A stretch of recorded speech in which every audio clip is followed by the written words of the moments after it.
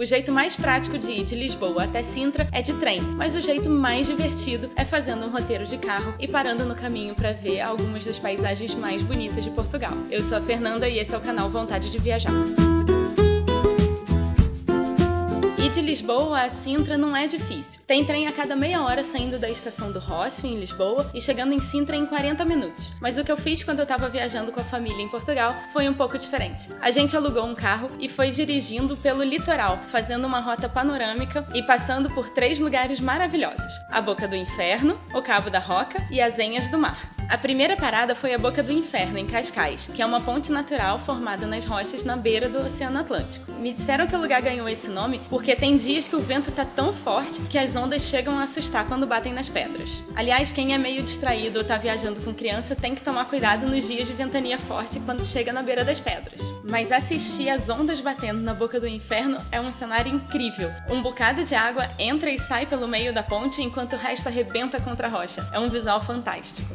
A gente fez um lanchinho no quiosque que fica perto da Boca do Inferno antes de seguir a estrada, passando por várias cidadezinhas do interior de Portugal até chegar no Cabo da Roca, que é a pontinha do continente europeu. Dali pra frente é só mar até as Américas. No século XVII, ali era o lugar de um forte militar super estratégico, que fica bem no centro de Portugal, então consegue ver, tanto ao norte quanto ao sul, todo o litoral.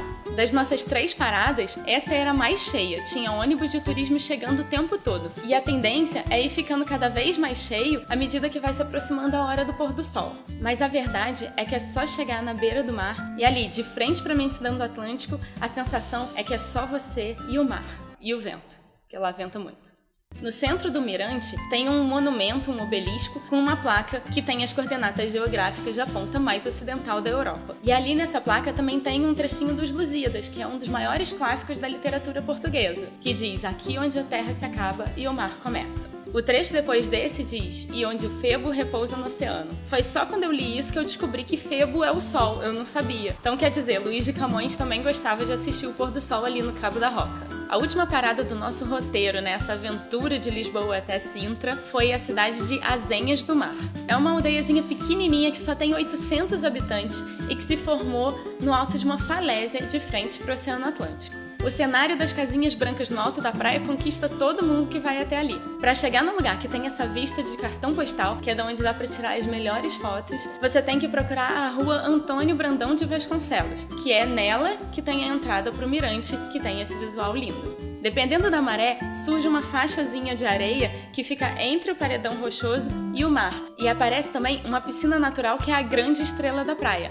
Bem em cima dessa piscina, no contorno da rocha, fica um restaurante que tem uma das vistas mais bonitas da cidade, bem de frente para o mar. De As Enhas do Mar, em mais uns 15 ou 20 minutos a gente já chega em Sintra. Todo esse roteiro dá mais ou menos umas 2 horas de estrada no total. A gente foi parando para curtir os cenários com calma e a gente levou umas 4 horas no trajeto. Não precisa ter carteira de motorista internacional para dirigir em Portugal. A CNH brasileira serve para quem está fazendo uma viagem curta a turismo. As estradas de Portugal são muito boas, muito fáceis de dirigir, só que elas são cheias de pedágio. E aí tem que tomar cuidado na hora que for alugar o carro, porque as locadoras oferecem um aparelhinho da Via Verde, que é para você passar por uma faixa exclusiva e não ter que parar no pedágio. Só que o preço que elas cobram por esse aparelhinho é só o aluguel dele, não inclui o valor do pedágio. E aí quando você vai devolver o carro, depois eles cobram no seu cartão de crédito o valor desses pedágios. Então, de repente, você pode preferir não alugar o aparelho e simplesmente pagar as tarifas quando estiver passando na estrada. Eu vou deixar aqui embaixo na caixa de informações o link para o blog e o link para o Google Maps com todo o trajeto que a gente fez. Se você curtiu a dica e ficou com vontade de viajar, ou se você também ama Portugal como eu, deixa um comentário aqui pra gente trocar uma ideia. Não se esquece de dar um like no vídeo e seguir o canal, que a gente se vê semana que vem.